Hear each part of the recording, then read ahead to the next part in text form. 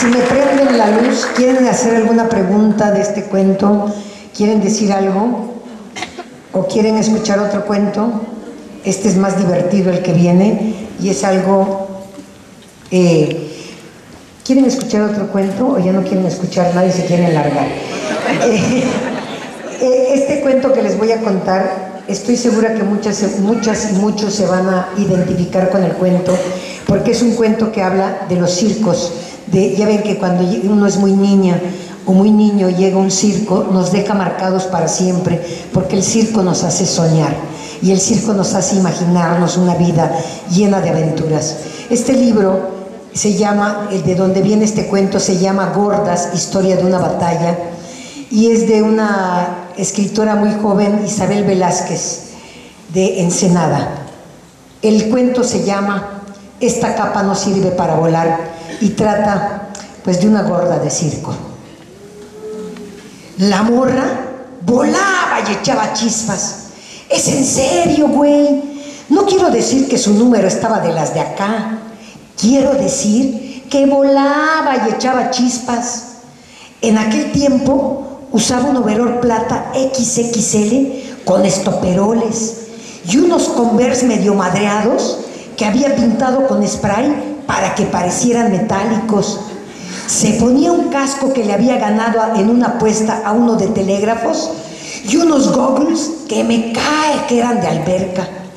Luego apagaban la luz y ella esperaba que el enano le amarrara en cada pierna un bote de pelotas de tenis forrado con papel aluminio.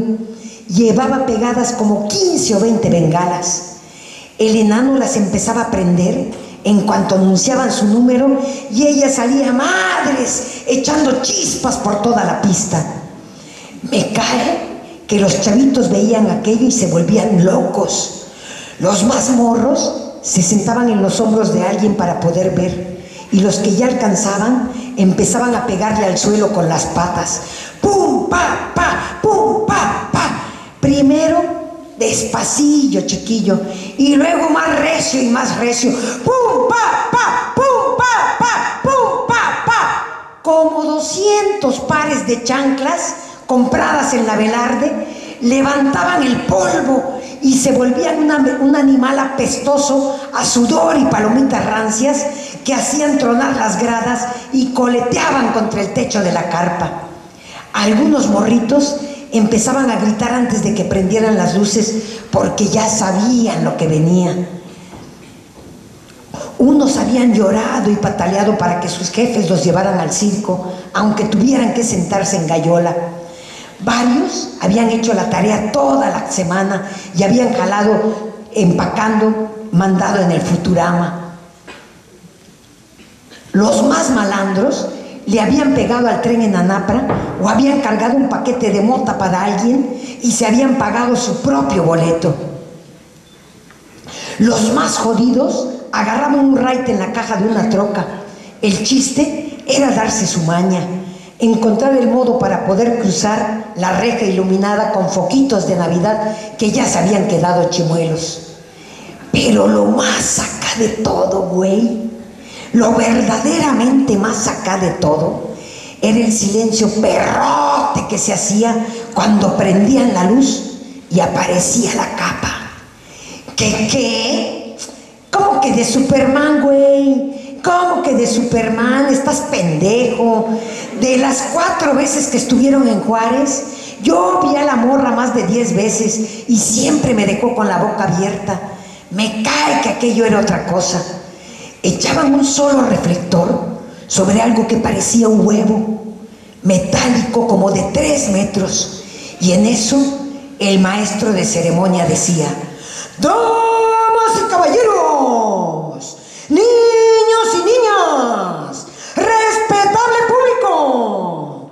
El Internacional Circo de los Hermanos Gastasoña se complace en presentar a la mujer que no le teme al infarto, a la mujer que hace temblar los estadios y hace temblar los asientos, directamente desde Laredo, Texas, la única, la intrépida, la incomparable. Y ahí ya no se oía nada, porque la raza empezaba a aplaudir y a gritar: ¡La bomba! ¡La bomba! Así que mejor ponían la música bien machín y prendían un estroboscopio. El huevo aquel empezaba a abrirse y te dabas cuenta de que aquello era la morra trepada en un cañón como de 1,5 metros, cubierta con una tela que formaba unas alas de murciélago. Tardabas un rato en cachar que las alas eran los pliegues de una capa que traía plumas en el borde y unos rayos hechos de lentejuelas que cambiaban de color cuando la chava se movía. Por fin prendían la luz y entraban 3 vatos bien mamados que la ayudaban a bajar. Ella le daba la vuelta a la pista al ritmo de la cucaracha, con la capa extendida para que se alcanzaran a ver bien las letras que se prendían y se apagaban en secuencia. Tararirara, tararirara, para deletrear el nombre de su dueña: la bomba humana, la bomba humana. Cuando había escandalizado a las señoras meneando sus nalgotas fabulosas: la bomba bomba, la bomba bomba, ya no puede caminar. Y se había albureado a 3 de la fila de enfrente: porque le falta, porque no tiene. Cuando había arrancado el último grito de las gargantas presentes, la bomba humana arrodillaba todos sus kilos al centro de la pista, agachaba la cabeza y se persignaba por encima de los goggles. Luego se abría en cruz como penitente de Semana Santa sin ayuno y dejaba que la cargaran los vatos mamadolores, que ahora ya eran 4, porque tenían que subirle en vilo hasta la boca del cañón. Ahí quitaban la música y empezaba otra vez el güey del micrófono: señoras y señores, pedimos ahora unos momentos de silencio mientras nuestra artista exclusiva se concentra. Niños, no intenten hacer esto en casa porque es muy peligroso. El espectáculo que ustedes van a presenciar es el resultado de años de entrenamiento y sacrificio. De verdad, nunca supe cómo funcionaba el truco. Me imagino que era un sistema mecánico con cables o resortes. El caso es que lo único que el público alcanzaba a ver era la chava en el cañón y el maestro de ceremonias que se acercaba con chico cerillón como de 0,5 metro, listo para prender la mecha. En todas las funciones que yo vi, el maestro de ceremonias se detenía y le preguntaba si le daba miedo, si quería echarse para atrás. Y en todas, absolutamente en todas, la bomba hacía lo mismo. Se levantaba los goggles hasta la frente y le preguntaba al público si querían que se bajara. En eso se paraba un morrito como de 7 años que siempre estaba sentado en tercera fila. Siempre traía micrófono y siempre decía lo mismo con la vocecita entrecortada: no te rajes, bombita, no te rajes. Entonces la gente aplaudía. La bomba hacía pose de Hércules poderoso y se acomodaba con los brazos extendidos como sobre la cabeza. Se oía un redoble de tambor. Y las viejitas empezaban a rezar y a taparse los ojos. ¡Ay, Jesucristo vencedor! ¡Ay, Jesucristo vencedor! Los sádicos contaban con el maestro de ceremonia: 5, 4, 3, 2, ¡pum! Y la bomba humana volaba por el aire cargada con nuestras miserias. Todo duraba unos segundos. La bomba hacía parábola y caía al otro lado de la pista sobre la misma red mugrienta y parchadísima que usaban los del trapecio. Lo importante era estar ahí, ser parte del milagro, ver cómo se elevaba aquella bola y cómo se convertía en un pájaro de plata que nos hacía olvidar todo: la hueva, la ruta, la tristeza, la malilla, la renta, la chota, la vergüenza, la maquila, la migra, la soledad y la falta de esperanza. Si la bomba volaba, ¿por qué nosotros no íbamos a poder imitarla? Tú nunca fuiste a ese circo, güey. No inventes. Primero, porque la primera vez que estuvieron en Juárez todavía no habías llegado de Torreón. La segunda vez fue cuando se pusieron cerca del Panteón de la Chaveña y los corrieron porque a los 3 días empezaron a desaparecer los perros del barrio.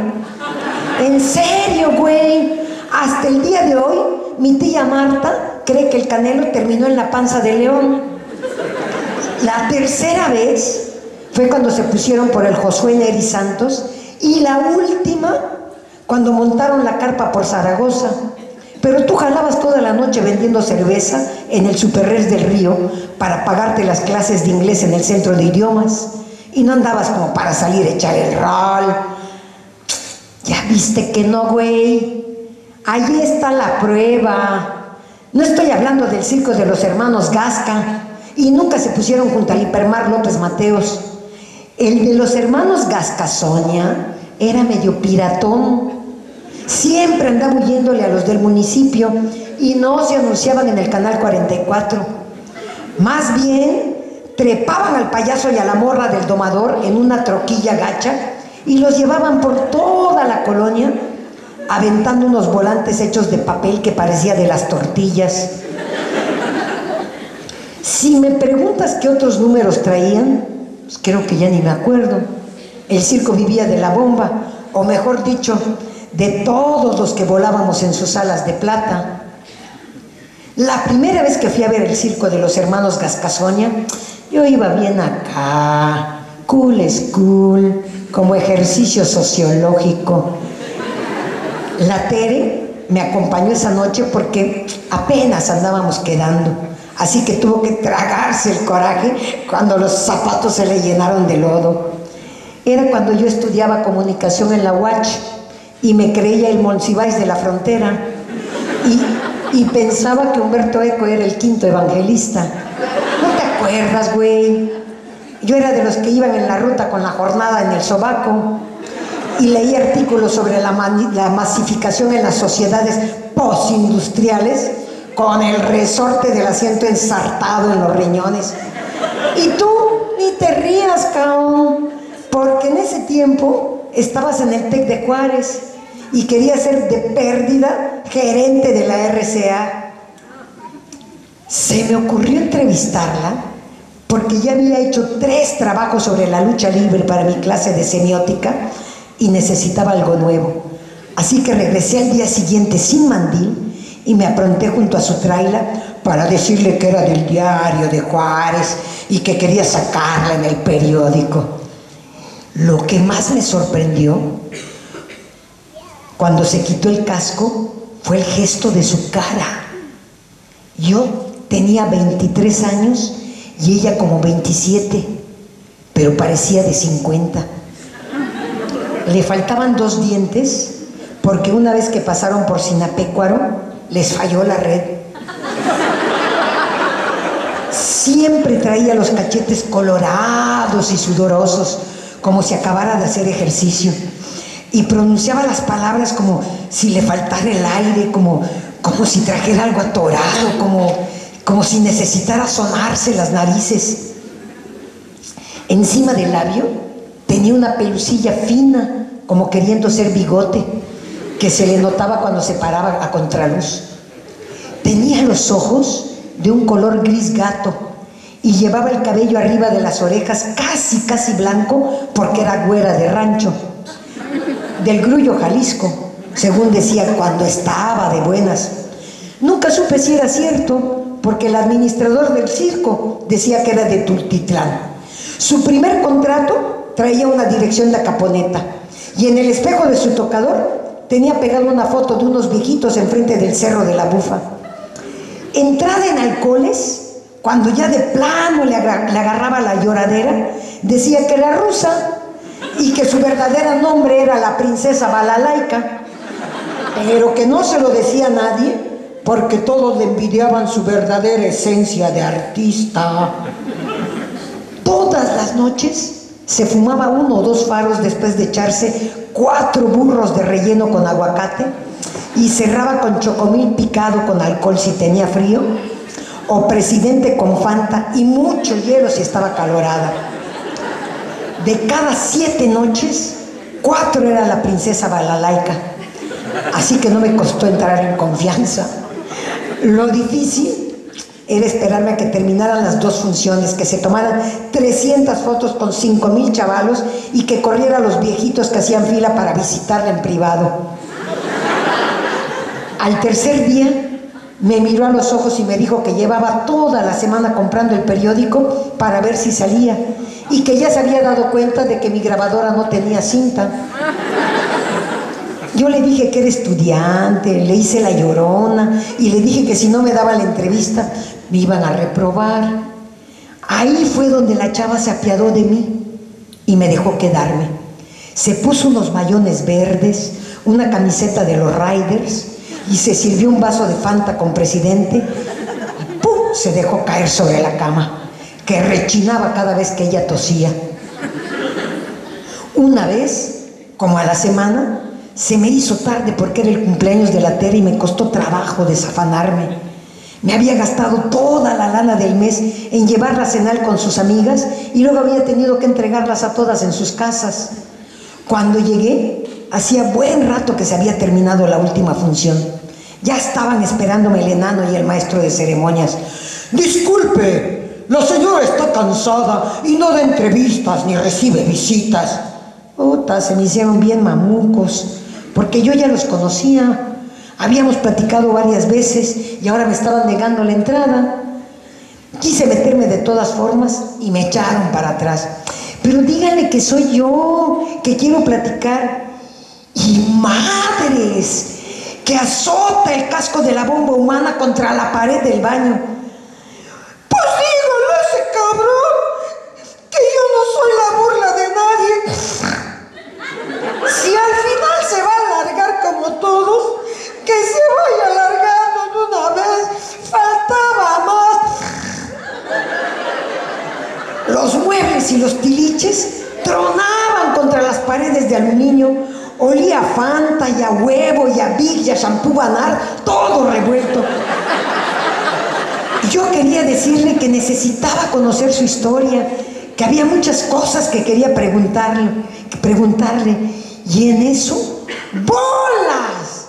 La cama que tosía reventó contra el espejo. Ahí se le quitó lo elegante al maestro de ceremonias. Vete, güey, ¿no ves cómo está? Nos va a costar el camper. En ese momento, calculé que la princesa Balalaika llevaba como 2 o 3 horas chupando y que quería ver sangre. Y no soy chango para que me vengan a ver en jaula. Si le gusta el espectáculo, que compre boleto. El enano ya estaba llorando, le castañeteaban los dientes de miedo y de coraje. Todo el circo y 2 mirones estaban empinados en las ventanas de los otros campers para vernos. En eso se me prendió el foco. Me hice para atrás y hablé lo más recio que pude para que me oyeran todos. Díganle que no había podido venir porque no encontraba un regalo digno de una princesa, pero que ya lo traigo en el carro. Los pobres güeyes se me quedaron viendo con ojos de plato y no se dieron cuenta que la puerta que estaba detrás de ellos se acababa de abrir. Desde adentro de la caverna se oyó: ¡que lo acompañe, Chuy! El enano me seguía sin quitarme de encima los ojillos de pistola, como esperando que hiciera alguna fregadera para matarme a pataditas y pellizquitos. Abrí la cajuela y encontré mi salvación. La Tere había dejado un regalo atrás de mis libros de la escuela. Le compuse el papel y el moño como pude y regresé con cara de que llevaba en las manos el águila de la bandera. Subí las escaleritas y la bomba ya estaba barriendo los vidrios. Le ayudé a ordenar lo poco que se había salvado de su casa sin decir nada. Extendimos el colchón y las cobijas en el pedazo de piso que acabábamos de limpiar. Le acomodé las almohadas para que se sentara y ella empezó a abrir su regalo. Los dos lo vimos por primera vez. Era un estuche de maquillaje con pinche 1000 botecitos. Me senté en el suelo, saqué un Kleenex de mi chamarra y lo unté con un poco de la crema que venía en uno de los frascos. No sé bien por qué, pero me dio una ternura gacha. Y empecé a limpiarle las ojeras de mapache y el rojo de los labios que ya se le había corrido hasta la barbilla. Cuando estaba buscando algo para componerle la ceja que se había arrancado en partes, saqué varias pinturas de uñas. Me confesó que nunca había usado barniz en las de los pies porque no se alcanzaba. Entonces me arrodillé a la orilla de la cama y empecé a pintárselas de color melón. Y así estuvimos como hasta las 4 de la mañana. Yo le pintaba las uñas y ella me platicaba de su vida. Seguimos otra semana más. Rojo Manhattan el jueves, desierto nacarado el viernes, fucsia perdición el sábado. Me platicó sobre sus jefes, sobre la primaria a la que fue y lo que se sentía ser una niña de 77 kilos sin cañón para salir volando. Me contó cómo conoció al domador y cómo engordó 30 kilos más con tal de que la aceptaran en el circo para poder seguirlo, aunque supiera que nunca le iba a hacer caso. Una noche le pregunté qué era lo que más le hubiera gustado hacer en la vida y me dijo que la chica del Tarán. Eso mismo le pregunté yo, güey, y tuve que esperar un rato para que me lo explicara. Me estaba hablando de la chava del domador, la que usaba unos calzones de terciopelo trepados hasta la cadera. Siempre que el vato metía la cabeza en la boca del león o bailaba con una boa, la morra levantaba los brazos y gritaba ¡tarán! Le habían tratado de enseñar a caminar en la cuerda floja y a bailar en el aire sostenida de las greñas, pero siempre se caía, así que le habían reducido las responsabilidades. Era como la 1 de la mañana y afuera no se oía ruido. Bajó las escaleras y yo la seguí. Llegamos al camper del domador, que tenía las luces apagadas y una ventana abierta. Alcanzamos a oír perfectamente las voces que venían de adentro. ¡Cómeme, mi rey! ¡Cómeme, león!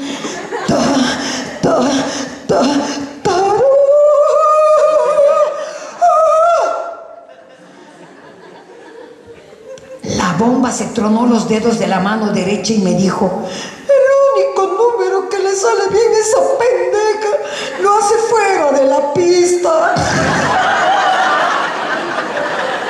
Cuando la Tere se enteró para qué usaba sus pinturas, dejé de ir al circo por una semana. Vieja cochina, hasta hongos ha de tener. Tira esas porquerías. ¿Cómo me haces esto a mí? Dices que estabas estudiando, pero ¿cómo no te da asco? Por favor, y luego con esa gorda. Una cuidándose siempre para que la cambien por una cochi de esos. A ver, ¿dónde encuentras a una que te aguante tanto como yo? Si alguien de la UACH se entera, me muero de la vergüenza. Cuando regresé, la carpa ya no estaba. En el lote baldío quedaron unas cajas con basura y un traje de chango que no sobrevivió el viaje. Los vecinos me contaron que habían llegado las trocas del municipio a desarmarles todo. Los busqué en Salamayuca, en Janos y en Praxedis, con la esperanza de que anduvieran puebleando. Luego los esperé por muchos años para ver si regresaban, pero no volví a ver los volantes de papel Revolución. Hasta antes de casarme, iba a cada circo que pasaba por Juárez a preguntar por ella. Casi nadie la conocía, pero encontré 2 o 3 personas que más o menos me dieron razón. Un boletero de los hermanos Vázquez me dijo que el Gascasonia se deshizo en Tepeji del Río porque la bomba se arranó con un chofer de ómnibus de México y ya no quiso seguir adelante. Un limpiajaulas del Orly me juró que él venía con el Gascasonia y que aquella vez habían perdido todo. También me contó que la bomba estuvo entre los que decidieron quedarse aquí para pegarle a la maquila o para tratar de pasarse al otro lado.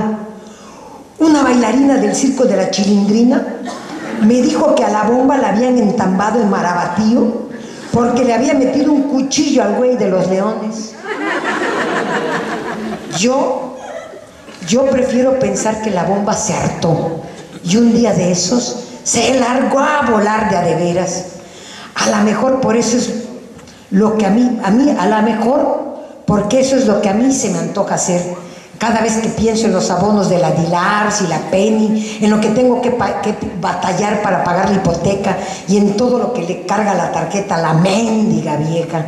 Sí, ya sé, güey, ya sé lo que vas a decir, que no por nada le decías la interesada cuando estábamos en la escuela.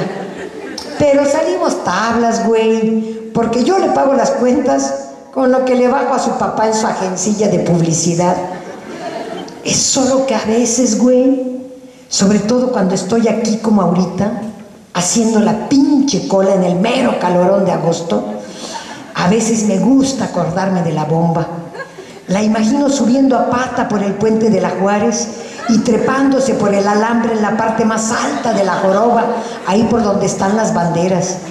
Me gusta ver la cara de los cabrones de la migra que ya le están hablando al helicóptero porque hay un alien queriendo colgarse del puente.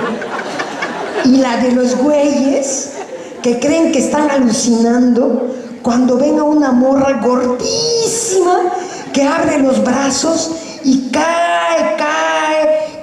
bajo la serpiente de los carros y casi al tocar el lecho seco del río levanta el vuelo con sus enormes alas de murciélago.